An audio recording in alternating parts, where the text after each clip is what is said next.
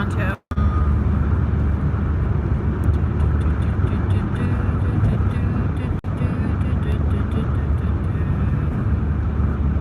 La la la la. Oh, you're back. Are you back? Well, it's nice to see you. I won't be able to look at you because I'm busy. But Willem is probably sleeping, so it'd be nice if I could talk to somebody, you know? Talking to somebody is always nice.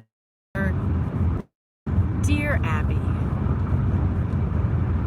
I'm taking questions now until I think of something on my own. I really like driving. I feel quite comradeship with truck drivers. You know, I drove that truck home from Georgia, that U-Haul truck, and I pulled my car along behind it. You know, that's no big deal. Really no big deal. But there are a few things you have to know. So it can be a big deal if you don't know those things, right? Like if you don't know how to back up a trailer, you're gonna have a lot of trouble. Unless you just always pull into a place that you never need to back up from. That works. But if you pass your road and you need to make a U-turn, sometimes that's a little tricky. You have to find a place that's a little wider in the road, and you go over on the shoulder, and when the road's completely empty, you make a U-turn as tight as you can. It's easy with a little Toyota Corolla, you know. You can make a U-turn. Actually, you can make a 24-point turn. If you ever made a 24-point turn, actually they turn out to be 13-point turns. If you cut the car all the way to one side and back up, and then cut it all the way to the other side and go forward, and then cut it all the way to the first side and go back, and it takes 13 times before you turn yourself around. So you can end up out there on a little tiny trail in the woods that is no bigger than the distance from the front of your front tires to the back of your tires wide, and maybe with an extra 6 inches on each side or something. And then you can do a complete rotation of your car on a little dirt road in the woods without going off the road, getting stuck in the muck on the shoulders or something. It's a good thing to know. So if you know how to do that, and if you don't know how to do that, practice. I mean, what could be more fun? Get in a driveway, could be your own driveway, and try it. Try a 13-point turn. You may be able to do it. Isn't that a great hint from Heloise? Yes, indeed. Now, there is a video, if you type in Nancy Today, 13-point turn, or how to turn your car around. I think it's a 13-point turn. I like packing. Do you like packing? I know when you pack a vehicle or anything, like it's like a jigsaw puzzle, but it's a three-dimensional jigsaw puzzle. So it's sort of like what's that one with all the blocks and Jenga? You pull all the blocks out. Well, packing is like Jenga in reverse. You're trying to stack everything so they fit exactly together. It is quite a puzzle, a 3D puzzle. That works for my head. So we're getting to the 407 via the 418. They have now got this toll road, which I have many feelings about. This toll road that goes way across the top side of Toronto. But it's not Ontario owned anymore. They sold it to a private company. And so you have all this pavement, which, I don't know, when they sold it to the private company, did that company actually pay for all the costs of building this road? It just seems like we the people, you know, that I don't know about these toll roads. You know, like people live on little islands in Canada, and the traffic that goes on a ferry to the island is always covered by the MTO, Ministry of Transportation of Ontario or something. Why did that guy come around behind me and just get in the front of me? I mean, we're all just in this same little jigsaw puzzle, this dance together.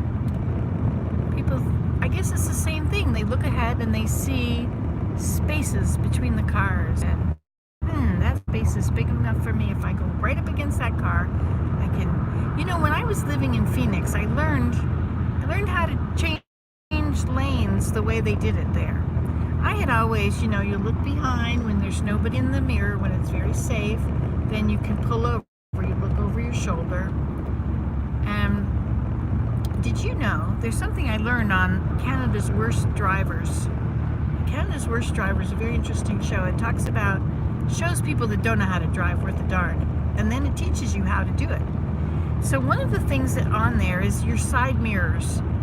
If you put your side mirrors so you can just see a tiny little line, which is the side of your car, you're mostly looking into your blind spot and the other one. If you watch a car from your mirror, which is up here, you watch it, you can see it come into your mirror and disappear, and then it will appear. Okay, here he comes. He's coming in my mirror. Okay, he's disappeared from there. He's now in my circle. So I could see him the whole time. I have this little circle mirror there. I think that at the same time I could see him in the circle mirror, I could also see him in my peripheral vision. So that eliminates the need for your worry about blind spots, because I think if just test it. You turn the outside mirror so you just see just a line of the edge of the car, and the rest is showing you the next lane. Try that and see if you trust it. You know, you always can still look over your shoulder, but I think it does give you a better view if you haven't got one of those circle things on there, little round mirrors. The round mirror, I think that the big round mirror makes your stuff look way too small. I think that the smaller the round mirror, the better. This one is about this big around, and it doesn't make the cars look like they're far away. You can see the lights there. It's because they're close. In Canada, all cars are to have lights that stay on, running lights. I didn't know what running lights were at one time. And in order to import a car into Canada, it has to have running lights. It can't have, the lights have to automatically turn on. I think most new cars come like that. At least in Canada they do, and I think I saw them in the United States that way too. I remember before running lights were a thing, they would say lights on for safety. And so we got in the habit back in the 70s of turning your car lights on when you were driving, because you can be seen from a distance. People know which direction you're coming if your lights are on. So if you're going to pass somebody, and if the car comes,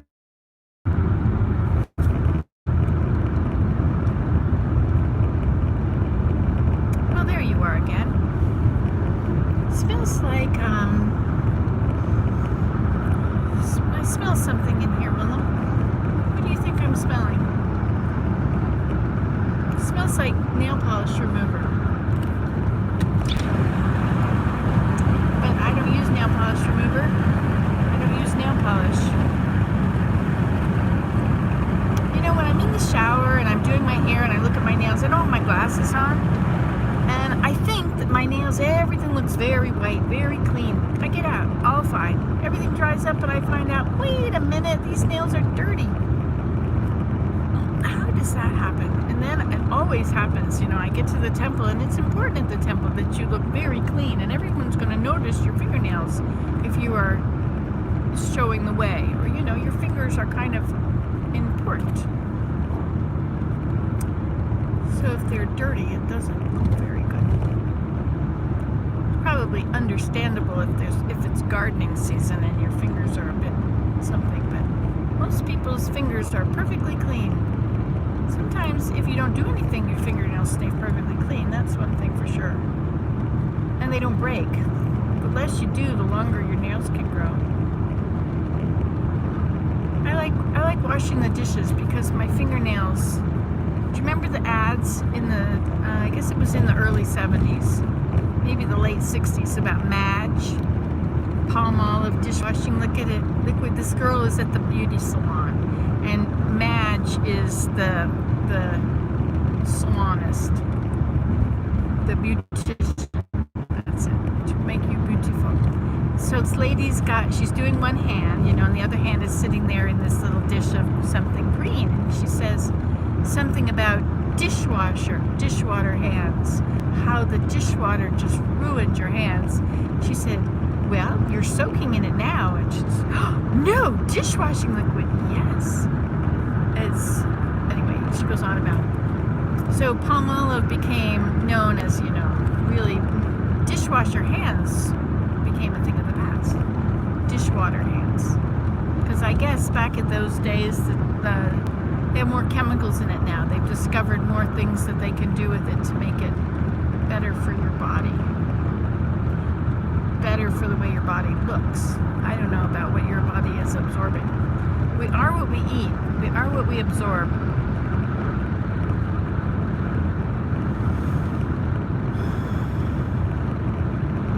Did you know that Parkinson's has to do with chemicals? Like farmers who spray a lot of chemicals. Also professionals get Parkinson's. My friend who is he was the head of the science department in a high school. He's always got those chemicals happening in the labs. He got Parkinson's. My grandfather, he died of Parkinson's. And then my cousin got it. And I've always been concerned that I would get Parkinson's one day. And then my friend's husband got it. And it's just done such a number on her life. And the things that you have to give up, but you don't imagine that you're going to give up. You imagine that, one day I'll get old and I might not be able to do this, and maybe somebody will take care of me and bring me my food. But you don't think so much about, my spouse, and I may have to take care of my spouse. Those things don't really enter into your mind, unless, like, you have a Willem, and he's always taking care of me. He really is. Of course, I've been through a lot of pain in our years together, and have new hips. They're much smaller than the other ones I had. Yes, indeed, I've lost quite a few inches on my hips now that I've got new hips.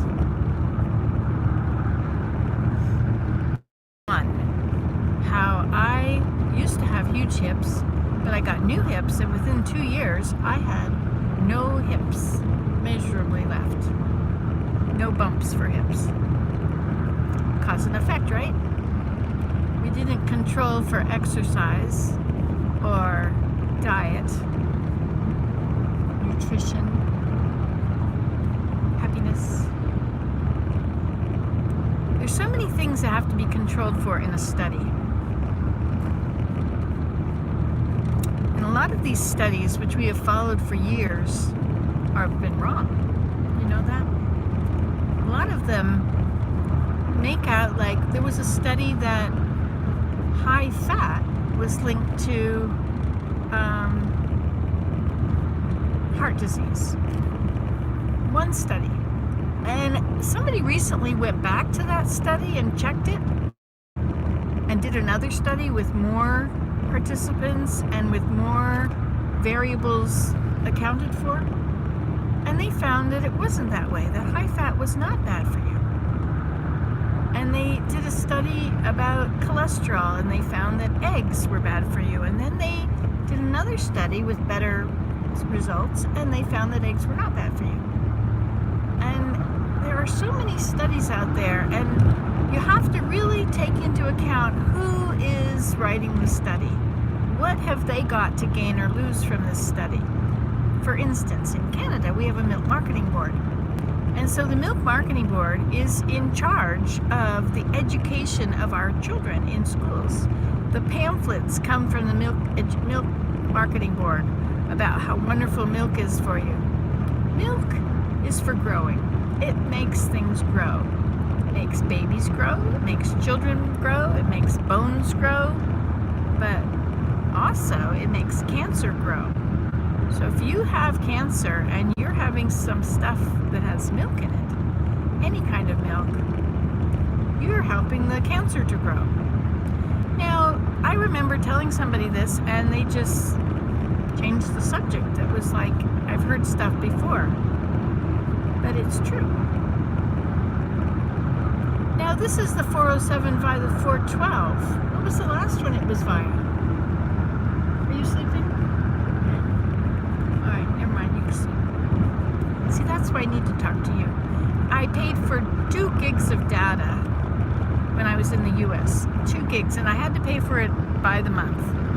It was going to be $20 added on every month. So I went over to Kodo and I erased it, but it won't come into effect, the erase, until at the end of the month, and today's the last day of the month. So that means I can make a live video. You know, I have so many places I would love to take you on in a live video, but I don't think that the cell connection works there, and I don't ever have a way to upload videos anymore. I don't know why it takes so long to upload a real video and nothing. I can see that you said hi, but I can't see who you are because you're very far away. Did you have a topic you would like me to talk about? Ask me a question. Any question. Hey, you remember that computer thing we used to have back when we had DOS? The kids know this, but back in the days of DOS, which came very late in my life, actually. I don't know, I was probably in my early 40s or something when we got DOS. But 24 years ago is like a lifetime ago to many people. You know, from 30 and under, they don't remember it. Funny, eh? Anyway, back when we had DOS, there was this program. It was the computer would talk to you, and you could ask it questions, and it would tell you the answers to your questions. But it wasn't very smart. It's not like Siri or Alexa or Google. You know, I was thinking about Google. You know, when Google was young, I really loved Google. I thought, you know, it was the underdog. There was AOL and Yahoo and GeoCities, and there was Google. And I had an account, I had a website, and it was a GeoCities website, which was eventually bought up by Yahoo, and then they erased all of our accounts. So I lost all this webpage that I had built so very well. It was about, I had homeschooling stuff on it, back when I was homeschooling. That was about 25 years ago, wasn't it? 23.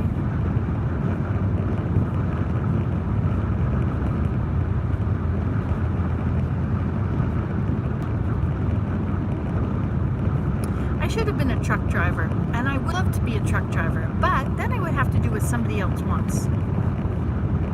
I would just like to drive. My sister would like me to come visit her in California sometime. So I'm wondering, you know, I would like to go to California and see her.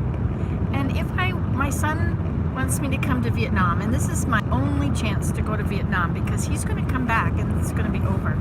So what if I were to do something outrageous and totally unacceptable, like I could drive here from near Toronto to San Francisco? I could see my sister. That's a 4-day drive. I would like to stop and see my cousin in Oklahoma. That would also be very nice. But if I were to drive to San Francisco, see my sister for a couple of days, and then take a flight to Vietnam from there, wouldn't that be neat? You know, I'd really like to stop in Hawaii and say hi to Marty. Even if it was just a stopover and say hi. Does she live on the Big Island? If she lives on, I think she lives on Oahu, so I would have to take a flight from Honolulu to Oahu because it's a different island. And then that would cost me. I could take a boat. Are there boats? Probably cruises. Just freight boats. You could get a ride on a freight boat. How do people take passage from Europe? Like on the Mayflower. My ancestors were on the Mayflower.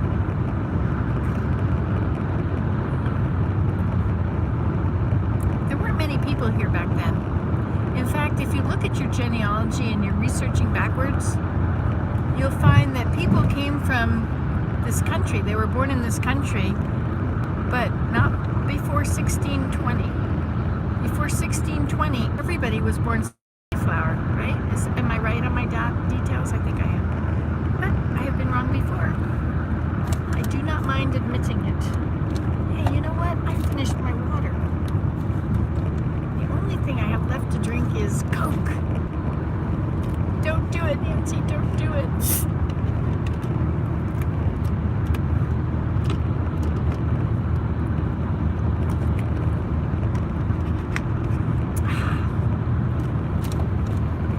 Bubbles. Makes me burp.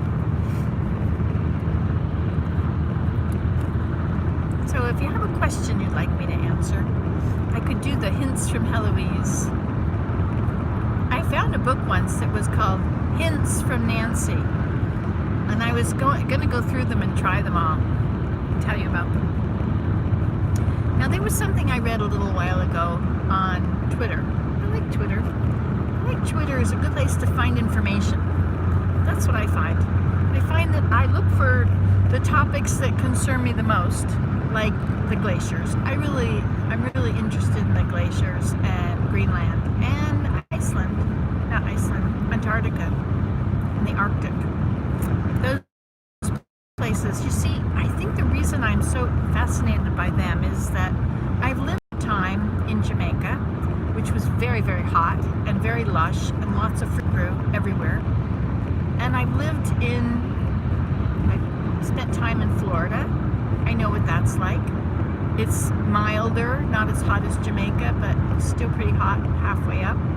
Then it gets to have, be different. Then there's the South, Georgia, the sultry, hot summers where you have to have a fan and a porch swing or air conditioning and then just hide in the house, which who wants to live in a house? We've been given this incredible planet, and why would we build 4 walls and lock ourselves in? It's like, why? I would rather have a roof with no walls, or if I have to have walls because the weather is too inclement, then I would like to have glass walls. I always wanted a glass house. It's a very strange thing to want. Anyway, I wanted it, and now I pretty well have it.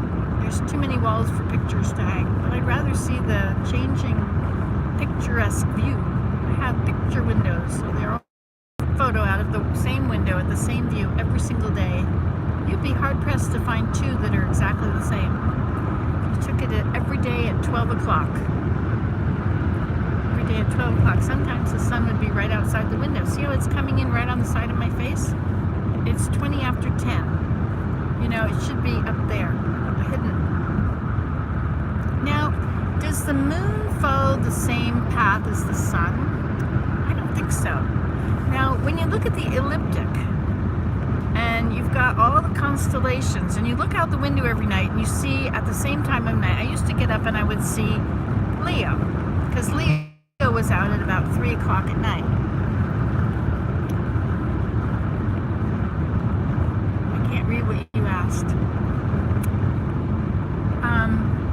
So at about 3 o'clock at night, Leo was out, and then he would be followed by Virgo. And before Leo was, I don't know, Aries, and, well, you could go through the astrology chart, which letters, which is in January. Those are all the different ones, right? Aquarius is January. February is that Pisces. March, I don't know. April, May, June, July, August. September is Virgo. And is Libra after Virgo? Libra. Leo. I love the lion. He's so nice. He just looks so big and so soft. And how can you tell that from like 6 stars? But I really, he's got the triangle for his haunches, or maybe it's, and then he's got a triangle for his head. But he just looks so, I just love seeing that lion up there at night. Anyway, but if you think about it, no 2 days are the same. The weather changes every day, as well as the temperature. It's very interesting if what you look at is a stream.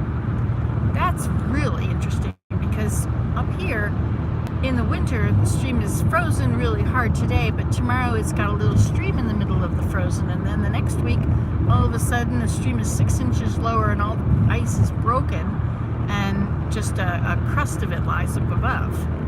Like every day it changes according to the temperature. And then the weather changes. I'm really getting on into it there.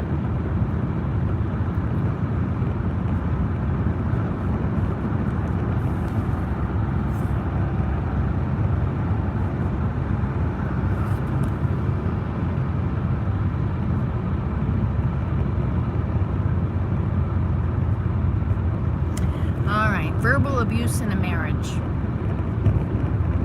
better start a new video for that. Shall I do that?